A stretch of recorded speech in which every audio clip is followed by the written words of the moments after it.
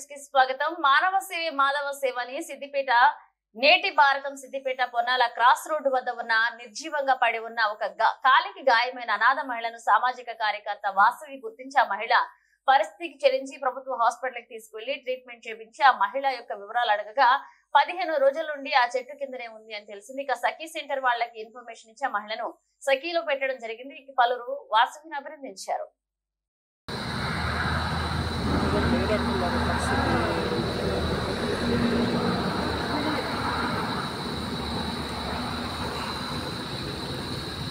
ఆమె చేతు పడిపోయింది. చేతు అది ఒక చేయి పని చేస్తలేదు. ఏం పేరు నీ పేరు? అట్లా అయిందా? చూపిస్తా, చూద్దాం మంచి డ్రెస్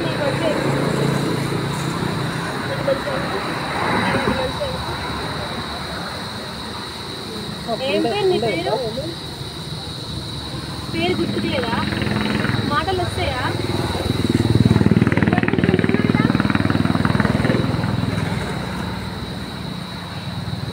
తెలియదా? ఎట్లా వచ్చినావు వీటికి? చేతి లేవదా? ఇది సెమీ పెరాలసిస్ పోతావా? గోడలో పెడతాం. నీళ్ళు అన్నీ చాలా మంది ఉంటారు, అమ్మ వాళ్ళంతా మంచిగా చూసుకుంటారు. రోజు తిండి పెడతారు. మేము అన్నే ఉంటాం. మేమందరం ఈ సారు వీళ్ళందరం అక్కడనే ఉంటాం. ఒక్కసారి ఇక్కడ తొడసు ఒకసారి